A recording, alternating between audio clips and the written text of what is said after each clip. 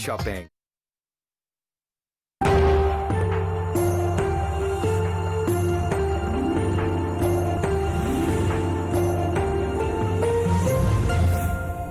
NFC award جو ہے اس کے اندر ایک انوملی ہے. جیسے ہی آپ پیسہ فیڈرل گورنمنٹ صوبوں کو چلا جاتا ہے 65%، صوبوں کے بعد جب اپنی سیکیورٹی کو جاتا ہے اور جب ڈیٹ سروسنگ قرضوں کی قسطیں واپس کرنے پہ جاتا ہے تو شروع ہی ہوتا ہے فیڈریشن 700 ارب روپے کے خسارے سے. تو سارا جو فیڈرل بجٹ پر بنتا ہے وہ سارے قرضے لے کے بنتا ہے. بالکل ایک انفیزبل ہے. یہ کوئی دنیا کے اندر ایسا بجٹ نہیں بنتا. جنہوں نے بھی یہ شروع کیا تھا جب بھی 80th امینڈمنٹ، انہوں نے پوری طرح سوچا ہی نہیں کہ یہ کیسے، کون سی دنیا میں کس طرح کا سسٹم چل سکتا ہے. اس کے اوپر ڈسکشن کی ضرورت ہے، ریویو کی ضرورت ہے، تاکہ کوئی ایک بجٹ بنے جو یعنی کوئی بھی دنیا میں بجٹ خسارے سے نہیں شروع ہوتا اور پھر سارے مزید اور قرضے لے کے وہ چلتا ہے. اس کے اوپر مزید اس کی ضرورت ہے. بسم اللہ الرحمن الرحیم. السلام علیکم، میں ہوں محمد عثمان اور آپ دیکھ رہے ہیں پروگرام حرف راز وزیر مقبول جان کے ساتھ. وزیر اعظم پاکستان عمران خان صاحب کی آپ نے گفتگو سنی 18ویں ترمیم کے حوالے سے. 18ویں ترمیم سے متعلق گزشتہ کئی ماہ سے بحث جاری ہے کہ ترمیم کیوں کی گئی، اس کی وجہ سے کیا مسائل پیدا ہو رہے ہیں. آج وزیر اعظم پاکستان 18ویں ترمیم کے حوالے سے کچھ مسائل کا ذکر کر رہے تھے. حالانکہ ماضی میں جب خود عمران خان صاحب حکومت میں نہیں تھے تو اسی 18ویں ترمیم کو انہوں نے ایک بہت بڑی پیش رفت قرار دیا تھا کہ صوبے کے لیول کے اختیارات کی نچلی سطح پر تقسیم کے حوالے سے بہت سارے مسائل کا حل ہے. آخر حکومت میں آنے کے بعد ترجیحات کیوں چینج ہوتی ہے، اس پہ بھی آج بات کریں گے. اور کیا واقعی 18ویں ترمیم کی وجہ سے مسائل ہیں جس کی وجہ سے بہت سارے ایشوز کھڑے ہو رہے ہیں، اس پر بات کریں گے. یہ ہوگا ہمارا پہلا موضوع. اور بات کریں گے دنیا میں کرونا وائرس سے نمٹنے کے لیے کیا کچھ کیا جا رہا ہے اور خاص طور پر سمارٹ لاک ڈاؤنز کے نتیجے میں کیا نتائج سامنے آئے ہیں. اور ذکر کریں گے چند غیر سنجیدہ حکمرانوں کے رویوں کا کہ جن کے رویوں کی وجہ سے وہاں پینڈیمک پھیلنے میں مدد ملی اور آج وہ قابو سے باہر ہوگی. اور ذکر ہوگا ایک بار پھر اختر مینگل کو منانے کی کوششیں شروع ہوئیں، اس کی پیش رفت کا، اس پر بات کریں گے. بڑھتے ہیں پہلے موضوع کی جانب. اور یہ صاحب 18ویں ترمیم کیا واقعی مسائل کی وجہ ہے؟ دیکھیں، پہلی بات تو یہ ہے کہ پاکستان میں ہر چیز جو ہے نا وہ وقت کے ساتھ ساتھ بدلتی ہے صورتحال. آپ جس طرح کی آپ کی لیڈرشپ ہوگی آپ کو آئین کی بھی ضرورت نہیں ہے. اچھا، آپ مجھے یہ بتائیے کہ 18ویں ترمیم کو پیچھے چھوڑ دیں فی الحال. جس وقت زرداری صاحب پریزیڈنٹ ہاؤس میں بیٹھے ہوئے تھے تو پاکستان کے آئین کے 1% پہ بھی عمل نہیں ہو رہا تھا. یوسف رضا گیلانی پرائم منسٹر تھے اور اس پرائم منسٹر کی لگامیں جو تھیں وہ پریزیڈنٹ ہاؤس میں اس کے پاس تھیں اور تمام میٹنگز جتنی بھی اہم ترین ہوتی تھیں پریزیڈنٹ ہاؤس میں ہوتی تھیں. 18ویں ترمیم اسی زمانے میں بنی ہے نا. اس کے بعد زرداری صاحب بڑے فخر سے کیا کرتے تھے کہ ہم نے اپنا اختیار دے دیا. انہوں نے کیا اختیار دیا تھا؟ کچھ بھی نہیں. اچھا، اسی طرح صوبے میں کوئی حیثیت نہیں تھی نواز شریف کی. ساری کی ساری پاور جو تھی فیڈرل گورنمنٹ کے پاس تھی. لیکن نواز شریف جب صوبے میں بہیو کرنے پہ آئے ہیں، اور مجھے یاد آتی تھا 88 کے الیکشن میں بے نظیر جو تھی وہ تو شاید انتظامی اختیارات کی بات ہوئی، لیکن مالی لحاظ سے بہت سارے میں عرض کرتا ہوں مالی. میں ایک عرض کروں کہ 1991 کی جو فرسٹ NFC تھی اس کے اندر میں بلوچستان کی طرف سے اس ٹیم کے اندر شامل تھا. ٹیم میں اسلم علی ثانی فائنانس منسٹر اور ساتھ ایک انہوں نے ظفر اللہ جمالی کو رکھا ہوا تھا، تو میں ڈپٹی سیکرٹری فائنانس تھا. تو جو کوئٹہ میں جہاں وہ فائنلائز ہوا ہے اس کے ڈرافٹ جو تھا وہ 6 دفعہ میں ہی بنا کے لے کے گیا تھا. اس میں شاہ محمد قریشی جو تھا اس وقت نون لیگ میں ہوتا تھا. اچھا، اور فائنانس منسٹر تھا یہاں پر پنجاب. اور لیاقت جتوئی جو تھا یہ وہاں پر ہوتا تھا، سندھ میں ہوتا تھا. اور ایک کوئی اور نواب زادہ پتہ نہیں کون تھا وہ اس میں ہوتا تھا، وہ جو بعد میں PTI میں بھی شامل ہو گیا تھا. مسئلہ سارا یہ ہے کہ پاکستان میں اس وقت بھی ہم نے بہت کنسنسس کے ساتھ ہمارا پوائنٹ آف ویو تھا جو آج اختر مینگل رہتے ہیں کہ جب آپ 4 پروونسز رکھتے ہیں تو آپ نے ایک فارمولہ بنا لیا ہے آئین کے اندر کہ ہم نے ہر چیز آبادی کے حساب سے تقسیم کرنی. ٹھیک ہے، آبادی کے حساب سے جب آپ نے تقسیم کرنی ہے تو اس کا مطلب یہ ہے کہ بلوچستان تو اگلے 200 سال تک ڈیولپ نہیں ہو سکتا. پاکستان میں پنجاب کے اندر اگر آپ 100 کلومیٹر روڈ بناتے ہو تو 100 کلومیٹر روڈ کے اندر کم از کم آپ کو 4-5 کروڑ آبادی کو کنیکٹ کر دیتے ہو، جبکہ بلوچستان میں آپ 100 کلومیٹر روڈ بناتے ہو تو آپ 25,000 آبادی کو بھی کنیکٹ نہیں کرتے۔ صحیح بات۔ پھر بلوچستان کا آپ کا ایریا ہے سارا کچھ، ہر چیز۔ پھر سب سے بڑی بات یہ ہے کہ کیا انگریز نے جب ڈیولپمنٹ کی تھی اور اس نے جب اس پورے برصغیر کو سنبھالا تھا تو کیا اس نے اپنی نیڈ کے مطابق، لوگوں کی نیڈ کے مطابق کی تھی؟ ورنہ آپ مجھے یہ بتائیے کہ آج چمن شہر جو اتنا سا ہے، وہاں تک ریلوے لائن کیوں بچھائی گئی؟ گلستان کا ریلوے اسٹیشن اور اس سے آگے جو یوب تک ٹرین جاتی تھی وہ ٹرین ابنڈن کر دی گئی ہے، کیونکہ ٹرین پہ سفر کوئی نہیں کرتا، انگریز نے بنائی تھی۔ پھر کلکتہ تک اور پھر سب جگہ، اور پھر ڈنڈی کوتل تک جو ٹرین بنائی تھی، اور خان میں تردے کا ریلوے اسٹیشن کتنا اونچا، سب سے بڑا دنیا کا، میریکلز کریٹ کیے تھے اس نے۔ صحیح۔ اس کی بنیادی وجہ یہ تھی کہ اس کو پتا تھا کہ ان خطوں کے اندر اگر لوگوں کو حالات ٹھیک نہ ہوئے، سروسز ٹھیک نہ پہنچی تو یہ خطے جہاں بغاوت کا پیش خیمہ بنیں گے۔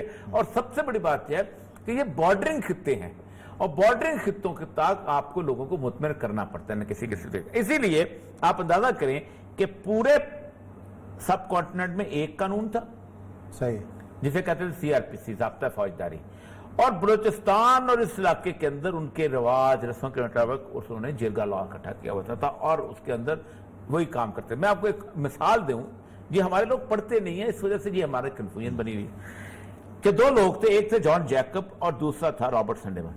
صحیح ہے۔ جان جیکب نے کھڑے ہو کے کہا بلوچستان کے بارے میں کہ یہاں پر ہم طاقت استعمال کرتے ہیں، ہم نے پورے برصغیر میں طاقت استعمال کی ہے، تو ہم ان کو کچل دیں گے اور اس کے بعد ہم اس پہ حکومت کریں گے اور ہم اپنا بارڈر جو ہے وہ رشیا کے ساتھ وہاں تک لے جائیں گے۔ صحیح۔ ڈیورنڈ لینڈ جو بنی، پہلی جو فائٹ ہوئی ہے وہ ہوئی ہے خجک کے علاقے کے ساتھ، جس میں مری ٹرائب کے ساتھ جب لڑی تو اس میں ایک کیپٹن ہوتا تھا اور کچھ 200-250 فوجی مار دیے بلوچوں نے، مریوں نے۔ اچھا، تو وہ بڑی حیران کن بات۔ اس کے بعد ہوا یہ کہ رابرٹ سنڈیمن جو تھا، اس کو انہوں نے فارورڈ پالیسی کہتے ہیں، وہ لے کے کہ نہیں، ہم قبیلے کے سردار کو ہی اس پر ساتھ ملائیں گے اور ہم آگے بڑھیں گے۔ قبیلے کے سردار کے بارے میں انہوں نے کہہ دیا تھا کہ بس سردار، تمہارے پاس یہ 15 لیویز کی تنخواہیں ہم تم کو دیتے ہیں، تم جانو اور اس علاقے کا لا اینڈ آرڈر جانو، صحیح، ہمیں یہ پرامن چاہیے۔ وہ 15 تنخواہیں لیتا تھا، کچھ ایک خانہ نشینی الاؤنس ہوتی تھی، یہ اکبر بگٹی اور یہ سارے لوگ جب ڈی سی سی بھی تھا اپنا خانہ نشینی الاؤنس آج تک لیتے ہیں وہاں سے، اچھا، اور لیتے باقاعدہ آتے تھے، آ کے ملتے 3-4 مہینے کا 35 روپے الاؤنس ہوتا تھا، لیکن وہ سمجھتے تھے کہ یہ ہمیں ایک مکمل طور پہ ایک ہمارے آبا اجداد نے گھیرے کے ساتھ ایگریمنٹ کیا۔ یہی وجہ تھی کہ اگر کسی کے علاقے میں چوری ہو جاتی تھی تو وہ اتنا برا تصور کیا ہوتا تھا، اس کا نام اتنا برا کہ وہیں سے بیٹھ کے کہتا تھا چور کو ڈھونڈو اور لے کے آؤ۔ مجھے اچھی طرح یاد ہے کہ ایک دفعہ ایک موٹر سائیکل چوری ہو گیا، میں اور میرا ایس پی جو تھے ہم گزر رہے تھے تو ہم نے وہاں سے اس کو فالو کرنا شروع کیا، تو وہاں پر کھوجی ہوتے ہیں جو باقاعدہ اس کی نشان کو دیکھتے دیکھتے ہم چاکر خان ڈوم کے گھر پہنچ گئے۔ اب سردار چاکر رات کو 4:15 بجے ہم اس کے گھر پہنچے، وہ حیران رہ گیا، خیر ہے کہ مسئلہ کہاں؟ ہم نے کہا سردار مسئلہ سارا یہ ہے کہ آپ کے گھر تک یہ نشان آ گیا گاؤں تک۔ اس نے کہا صبح موٹر سائیکل پہنچ جائے گا اور چور بھی آ جائے گا۔ تو یہ ایڈمنسٹریشن تھی بلٹ ہوئی اور اس میں انہوں نے انہیں کو قانون دیا ہوا تھا، انہیں کے قانون کا، اس لیے کو سمجھتے تھے کہ جرگا جو قانون ہے نا اس کے اندر جھوٹ نہیں بولا جاتا، عدالت کے جھوٹے گواہ نہیں ہوتے، وکیل نہیں ہوتے، talk of the town talk of the کوٹا، لوگ صدیوں سے اس قانون پر عمل کرتے آئے ہیں اور انصاف کا۔ آج لوگ ارطغرل دیکھ رہے ہیں نا کیسے ایک ڈیموکریٹک ایٹماسفیئر ہوتا ہے، وہی بلوچوں کے تھا جس کو انہوں نے تباہ کیا بعد میں لا کر۔ 18 امینڈمنٹ کا مسئلہ یہ ہے کہ اس کے اندر بنیادی طور پر آپ کو وسائل تقسیم کرنا تھے۔ پاکستان کا جو میں سمجھتا ہوں قانون ٹھیک کیوں نہیں ہو رہا، پاکستان کا آئین ٹھیک کیوں نہیں ہو رہا، پاکستان کا اس کی ایک بنیادی وجہ یہ ہے کہ اس پاکستان کی 4 وہ اکائیاں ہیں کہ جو انگریز تقسیم کر کے چلا گیا تھا، وہ اکائیاں جب تک آپ ری ارینج نہیں کرو گے پاکستان کا کوئی کانسٹیٹیوشن نہیں بنا سکتے۔ آپ مجھے یہ بتائیے کہ بلوچستان کے اندر 3 بنیادی خطے ہیں جو بالکل علیحدہ ہیں ایک دوسرے سے، کوئٹہ، پشین، لورالائی، یوب، یہ سارا علاقہ جو ہے، اور خصوصاً گوشکی کا بھی کچھ علاقہ جو ہے، یہ پشتون علاقہ ہے۔ کوئی ان کی جو مرضی کہہ لیں، ہم نے وہاں تھے، ہم نے تو آپس میں ایسی لڑائیاں دیکھیں جس کے حساب ہے، مستونگ، کلات، خزدار، یہ پورا علاقہ، یہ جو خران کا کچھ علاقہ، نوشکی کا کچھ علاقہ، یہ بروہی علاقہ ہے جس کے اختر بینگل صاحب جہاں سے آتے ہیں، جہاں سناولا زہری ہیں، یہ سارے یہ اپنے کو بلوچ کہتے ہیں بلوچ، لیکن پوری کی پوری لینگویج ڈراویڈین ہے۔ اچھا، اسی لیے جب گوادر بلٹ اپ ہونے لگا تو ان لوگوں نے جب تقریریں کی وہاں پر جا کے، یہ گوادر ہمارے بلوچستان کا ساحل ہے، تو انہوں نے کہا تم چاہتے یہی ہو کہ ہماری زمین کوڑیوں کے مول رہے، تم خریدو اس کو بیچو، وہ تو بڑی ڈرفٹ بن گیا تھا۔ اس لیے مکران کا بلوچ بالکل اور طرح کا، اور اگر آپ مکران کے بلوچ کو ادا کرتے ہیں تو ڈیرہ غازی خان کا یہ جو بلوچ، جامار بزدار صاحب بھی تو بلوچ ہیں۔ تو یہ تینوں انگریز کے زمانے میں دو علیحدہ ملک خطے تھے، ایک برٹش بلوچستان تھا، ایک ریاست خلات تھی۔ اسی طرح سندھ کا جو علاقہ ہے، سندھ کو جی ایم محمد بن قاسم بنا کے گیا تھا۔ یہ راجہ دائر کی ڈیفینیشن ہے کہ نہیں، آپ نے نہ وہ کیا نام ہے اس کا، جو اس کے آگے گھوٹکی ہے اپنا رحیم یار خان کے آگے، پہلا گھوٹ، پہلا رحیم یار خان گھوٹکی پہ لائن لگا دو کہ سندھ ختم ہو جاتا ہے۔ انڈس سویلائزیشن تو آتی تھی یہاں تک، ہڑپا تک، اور اس کے آگے اپنا راوی کی جو 18ویں ترمیم کے مسائل جو میں یہ کہتا ہوں کہ یہ اس میں چار میں جب تقسیم ہوتی ہے، عمران خان نے ایک بات بڑی ٹھیک کہی ہے، اس نے کہا کہ چاروں صوبے ایسے ہیں کہ اگر اتنے بڑے بڑے صوبے دنیا میں کہیں بھرے ہوئے ہیں تو ملک قائم نہیں رہے کبھی۔ اچھا، یوگوسلاویا کے 3 بڑے بڑے صوبے تھے، بوسنیا، کروشیا اور سربیا۔ یہ ہم نے تو اعلان بھی کیا تھا پنجاب کا جنوبی صوبہ بنانا ہے، بہاولپور صوبہ نہیں، بنانا ہے، پنجاب بنانا چاہیے، لیکن صرف سیکٹریٹ بن۔ دیکھیں سیکٹریٹ، دیکھیں پہلی بات یہ ہے بناؤ۔ اب یہ بتائیے کہ کے پی کے کے اندر اب آ کے کچھ پشتو منورٹی لینگویج، یعنی یہ پورا کا پورا علاقہ جو ہے پشاور شہر ہند کو بولتا ہے، یہ سوات والے اوپر کوئی اور سواتی بولتے ہیں، یہ پورے کا پورا علاقہ جو ہے اپنا کوہستان والا، لینگویج کی بنیاد پہ بھی نہیں۔ اچھا، پھر ان لوگوں کی ایک بہت زبردست موومنٹ چلی تھی۔ مسئلہ سارا یہ ہے کہ این ایف سی ایوارڈ میں آپ نے صوبوں کو تقسیم کر دیا۔ اصل خرابی این ایف سی ایوارڈ کی یہ ہے کہ کوئی صوبہ، اس کا چیف منسٹر نیچے اپنا اختیار تقسیم نہیں کرتا۔ کیوں؟ کہ اگر آبادی کے حساب سے وہ نیچے تقسیم کرنے لگ جائے تو اگر 500 ارب روپیہ جو ہے وہ سندھ کو ملا ہے تو آبادی کے حساب سے 350 ارب تو کراچی کو دینا پڑے گا۔ ٹھیک ہے، یہ کون دے گا؟ اگر پورے پاکستان میں آپ آبادی کے بنیاد پہ این ایف سی کرتے ہو، دیکھیں نا انہوں نے کہا جی ہم ڈیٹ سروسنگ، یہ وہ ڈیٹ سروسنگ آپ تقسیم کر سکتے ہو، آپ بیٹھ کے تقسیم کرو ڈیٹ۔ والی بات یہ ہے کہ پاکستان دنیا کا وہ بدقسمت ملک ہے کہ جس میں خسارے کا بجٹ بنتا ہے۔ آپ کی تنخواہ تو 1 لاکھ روپیہ، آپ 1.5 لاکھ کا بجٹ بنائیں گے اپنا؟ سوال ہی پیدا نہیں۔ اور پھر کہیں گے نہیں 50,000 خریدو، آگے 25,000 قسطیں کر لو، یہ کبھی نہیں کریں گے، تو بیوقوفی ہوتی ہے 1947 سے پہلے۔ تو اصل مسئلہ یہ ہے عثمان صاحب کہ پاکستان میں ایک، اور یہ ہر لیڈر کہتا ہے، محمود خان عزیزی بھی کہتا ہے، وہ بھی کہتا ہے، اپنا اختر مینگل کے والد عطا مینگل بھی کہتے ہیں، ولی خان کہتا مر گیا کہ ہمیں دوبارہ ایک نیا میثاق چاہیے۔ اب میثاق میں یہ نہیں ہوگا کہ 4 صوبے بیٹھیں گے، وہ جو طالبان کہتے ہیں ساری اقوام بیٹھیں، پھر پشتون پھر علیحدہ بیٹھیں، سندھی پھر علیحدہ بیٹھیں، بلوچ پھر علیحدہ بیٹھیں، بروئی پھر علیحدہ بیٹھیں، کے پی کے بلوچ پٹھان علیحدہ بیٹھیں۔ وہ محمود چندی کا ایک فالوور بھی کے پی کے بھی نہیں ہے، حالانکہ دونوں پشتو بولتے ہیں، لیکن ان کی پشتو مختلف ہے، ان کی وہ دو مش کہتا ہے، یہ منگ کہتے ہیں۔ اچھا، وہ ہمارے بلوچستان کی پشتو بہت مختلف ہے، وہ اس کی اور ٹریڈیشن مختلف ہیں، رواج اور رسم و رواج کے بازار ہر چیزیں مختلف۔ تو یا تو پھر ساری قوموں کو بٹھاؤ، لیکن 18ویں ترمیم کو یہ جو اکائی ہے نا، یہ بہت اتفاق کے رائے پیدا کرنے کے لیے عمران خان صاحب جب بات کرنے کے لیے راضی نہیں ہے کوئی تو نہیں۔ پھر کیسے پالو؟ پہلی بات تو یہ ہے کہ عمران خان صاحب جو ہے نا، ان کی یہ ایبلٹی نہیں ہے کہ وہ کون چینج کرے گا 18ویں؟ لیکن پیچھے ایک خبر آئی تھی کہ شاید نون لیگ بھی اس پہ ترامیم پر راضی ہے۔ دیکھیں نون لیگ نے اور رضا ربانی دونوں نے ایک پاکستان کے ساتھ بہت بڑی زیادتی کر دی 18ویں ترمیم بنیادی طور پر اس لیے زیادتی کر گئے کہ انہوں نے 4 مختلف ملک بنا دیے ہیں، اور ان کو اندازہ نہیں ہے کہ جب گلا گھونٹتے ہیں نا تو پھر ساتھ کوئی نہیں رہتا ہوتا۔ آپ کیا سمجھتے ہیں کہ آپ ایک ڈکٹوریل رجیم بلٹ اپ کریں گے تو آپ کراچی کو ساتھ رکھ لیں گے، یا آپ کریں گے تو آپ جنوبی سے پنجاب کو ساتھ رکھ لیں گے، یا آپ اس کو؟ اگر ایک دفعہ قومیتوں کی لڑائی پاکستان میں شروع ہو گئی تو کسی وزیر اعلیٰ کے پاس کوئی ایسی فورس نہیں ہے کہ وہ کسی کو ساتھ رکھ سکے۔ اچھا، جب گراس روٹ لیول کے اختیارات کی بات ہو رہی تھی، مشرف دور میں جو سسٹم تھا ضلعی حکومتوں کا، وہ سب سے اچھا ماڈل، ہر ایک نے اس کی تعریف کی، اس کو رول دیکھیں بیک عثمان کیا صاحب گیا۔ مسئلہ پتہ کیا ہے؟ اور میرا خیال ہے کہ اس وقت سب سے زیادہ کام ہوا اس دور کے اندر ہر دفعہ جو دیکھیں، جنرل ایک تنویر بات نقوی بتاؤں، صاحب آپ ان کو کچھ کہیں، خرابی کہیں، کچھ کہیں، آج باتیں کرتے ہیں کہ فوج ملک نہیں چلا سکتی۔ ایک بات طے ہے کہ ایوب خان ایبڈو لگا کے آیا، کچھ کر کے آیا، حالانکہ اس وقت بہت بڑی لیڈرشپ موجود تھی پاکستان کے اندر۔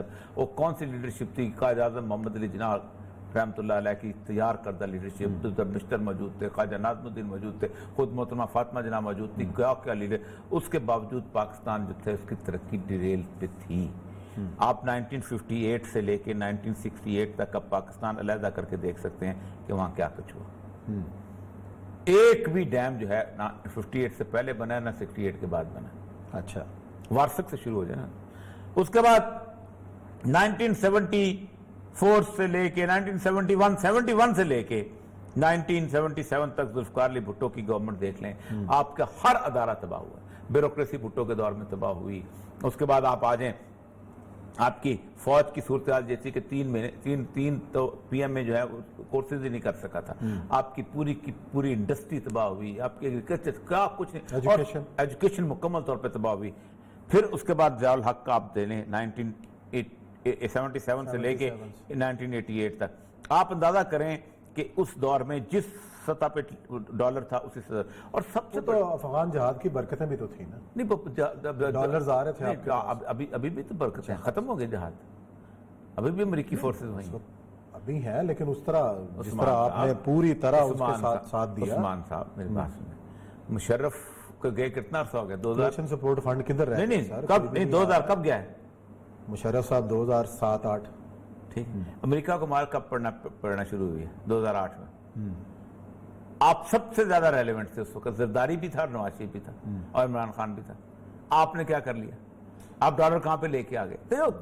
جو ریالٹی، پہلی بات ہے پاکستان کی کوئی فورن پالیسی بدلی نہیں ہے، نہ بدلتی ہے، اور دوسری بات یہ ہے کہ افغان جہاد کے دوران جو پریسیڈنٹ امپورٹمنٹ اسی وقت آ چکی ہوئی تھی، وہ تو ضیاء الحق کے بعد آ گئی، ضیاء الحق سے پہلے آ گئی، ضیاء الحق کے زمانے میں آ گئی ہوئی تھی، ضیاء الحق کے زمانے میں آ گئی ہوئی تھی، 86 میں 84 میں آ گئی ہوئی تھی۔ لیکن سب سے بڑی بات کیا، آپ مجھے یہ بتائیے کہ اس پیریڈ کے اندر، اور کیونکہ ہم نے ایک لفظ سن لیا نا جمہوریت، میں اکثر ان لوگوں سے کہتا ہوں کہ پاکستان کی ٹیلی ویژن کی تاریخ سے ضیاء الحق کا دور نکال دیں تو ٹیلی ویژن کے پاس بچتا ہی کچھ نہیں۔ سنہری دور، اشفاق احمد، بانو قدسیہ، امجد شاہ امجد، نور الہدیٰ شاہ، حسینہ معین، فاطمہ سریا بجیا، عبد القادر جنیجو، کون سا ایسا، تمام تر آپ کی ساری کی ساری ڈیولپمنٹ اسی دور کے اندر، زبان بند تھی تو یہ تھی، پتہ نہیں کیا کیا ہمارے یہاں فکر ہے۔ اس کے بعد آپ ضیاء الحق کے بعد جو لوگ پیدا ہوئے ہیں، جو پی ٹی وی کا اشر ہوا ہے، جو ڈرامہ کا اشر ہوا ہے، جو تباہ بربادی ہوئی ہے اس کا بھی، اور جو ذوالفقار علی بھٹو کے زمانے میں ٹھیک تھا، ایک سطح پہ تھا، لیکن اس میں بھی اکڑ بکڑ اور اس سے آگے کوئی چیز نکلی نہیں تھی، خیر روڈیمنٹری تو اس کو ہم کہہ دیتے ہیں۔ لیکن اس کے بعد مشرف پہ آ جائیں، سخت مخالف ہوں صاحب، ہمیشہ سے مخالف رہا، لیکن جس کو اس کے پیریڈ کو میں کمپیریزن کرتا ہوں ان کے ساتھ تو زمین آسمان کا فرق پتہ چلتا ہے۔ وہی کاسل ایسی امریکہ کی وہ بھی کرتا تھا، وہی کاسل ایسی یہ بھی کرتے ہیں، وہی کولیشن سپورٹ فنڈ وہ بھی لیتا تھا، وہی۔ اصل مسئلہ یہ ہے کہ خرابی کسی اور جگہ ہے۔ آپ 18ویں ترمیم کر کے پاکستان کے وزیر اعظم کو بااختیار بنا دو، لیکن زرداری اگر بیٹھا ہوا ہے اس میں تو وزیر اعظم کی کوئی حیثیت اسی لیے ہمیں زرداری کو نہیں بٹھایا نا۔ عمران خان کہتے ہیں، آخری فقرہ بول دوں، عمران خان کہتے ہیں کہ اس 18ویں ترمیم نے چیف منسٹر کو ڈکٹیٹر بنا دیا، آمر بنا دیا۔ کیا عثمان بزدار ڈکٹیٹر اور آمر ہے؟ تو وہ تو ظاہر ہے، کیوں ہے؟ وہ ڈکٹیٹر ترمیم کیوں ابیلٹی چاہیے نا، ترمیم نہیں، ادھر سے بیچارے قائم علی شاہ ڈکٹیٹر بن جاتا ہے، تھا حوصلہ چاہیے۔ مراد علی شاہ بن گئے، آج مراد علی شاہ اگر وزیر اعظم بن جائے زرداری یا بلاول، اور مراد علی شاہ جو ہے وہ وزیر اعلیٰ ہو، ساری ڈکٹیٹری، ساری سانپ کا سب کا سبل نکل جائیں گے۔ اس کا مطلب یہ ہے کہ آپ کی سیاست میں فالٹ ہے۔ نہیں وہ فالٹ ہے، اس کو دور کرنا ہے۔ 18ویں ترمیم ٹھیک ہے، حرف آخر نہیں ہے، اس میں ترامیم ہو سکتی ہیں، ترامیم کے لیے اتفاق رائے کی ضرورت ہے۔ جو سر میں ایک بات بتاؤں عثمان صاحب، ایک بات بتاؤں، کیسے ممکن ہے؟ ایک بات بتاؤں، آئس لینڈ میں لوگوں نے آئین کے خلاف مظاہرہ کیا، 2008 में इस वक्त हुआ ना, तो आइसलैंड में सारे बैंकर इलेक्शन जीत के आ जाते थे। तो उन्होंने कहा, लोगों ने कि आइसलैंड से लोगों ने कहा कि हमने आइन बदलना है, सही। और उन्होंने एक शर्त लगाई कि कोई सियासतदान आइन नहीं बनाएगा, क्योंकि ये वो लोग हैं जो मुल्क को तबाह बर्बाद करते हैं। अच्छा। उन्होंने 370 प्रोफेसरों के नाम दिए, ये प्रोफेसर हैं, इनमें से आप 33% बंदे चुनो और वो आइन बनाएंगे। वो आइन बना, 2011 में नाफज हुआ, उसके तहत इलेक्शन हुए, आज वो मुल्क ठीक चल रहा है। चलें, कोई ऐसी तदबीर हमें भी बता दें, कोई मुल्क ठीक हो जाए, इत्तेफाक राय पैदा हो जाए, ये जो हमने मसाइल जिक्र किए इनका भी हल निकल आए। यहाँ तो मसला है ना, तुम्हारी जुल्फ में पहुंची तो हुस्न कहलाई, वो तीर गई जो मेरे नामा स्याह। चलें जी, यहाँ ब्रेक का वक्त है, ब्रेक लेते हैं, ब्रेक के बाद आएंगे और जिक्र करेंगे कोरोना और कोरोना से जुड़े हुए जो गैर संजीदा क़यादतें हैं दुनिया में, वो क्या गुल खिला रही हैं, इस पर करेंगे बात।